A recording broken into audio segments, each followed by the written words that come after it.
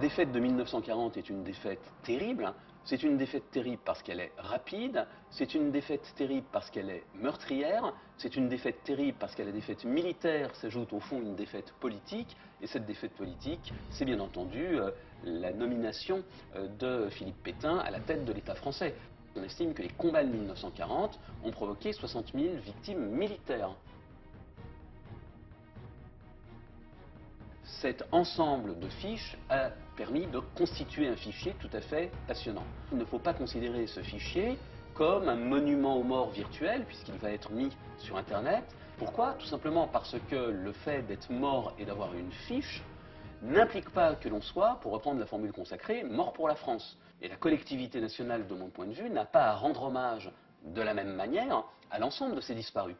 En revanche, cette base est tout à fait prodigieuse pour la collectivité parce qu'elle permet de comprendre les itinéraires individuels dans cette période assurément très complexe, mais également pour les familles, et je pense ici aux généalogistes, qui vont trouver de manière extrêmement commode, de manière extrêmement synthétique, les renseignements qui leur sont importants pour mener à bien leurs recherches.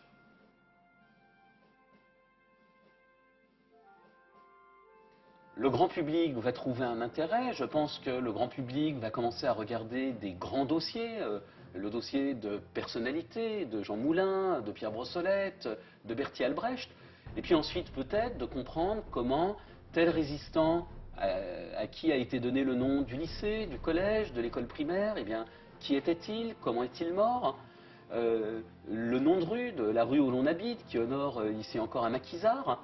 Au fond, chaque Français va pouvoir s'approprier une partie de cette mémoire, de cette histoire, pour mieux comprendre effectivement ce qui s'est produit durant les années sombres.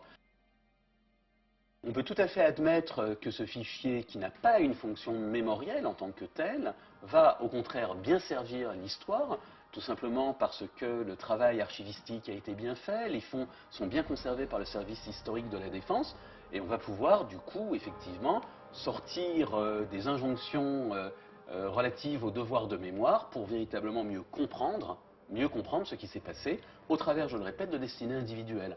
Et c'est peut-être en comprenant mieux les destinées individuelles, voire les déchirements qui ont pu opposer les Français pendant la Seconde Guerre mondiale, que la mémoire pourra se reconstituer de manière peut-être moins légendaire que ce qu'elle a été au lendemain notamment de la Seconde Guerre mondiale. Je suis absolument persuadé que le fichier qui va être mis sur le net va avoir une utilité certaine, que beaucoup de Françaises et de Français vont le consulter, j'en suis intimement persuadé, et je pense que la manière dont on le consulte, la manière dont on va le consulter va donner des résultats totalement inattendus. Le fichier relatif à la Première Guerre mondiale avait été conçu dans une certaine mesure comme un monument aux morts virtuels. Eh bien, au fond, les Français s'en sont emparés, les familles s'en sont emparées, les écoles s'en sont emparées pour en faire un usage qui leur était propre.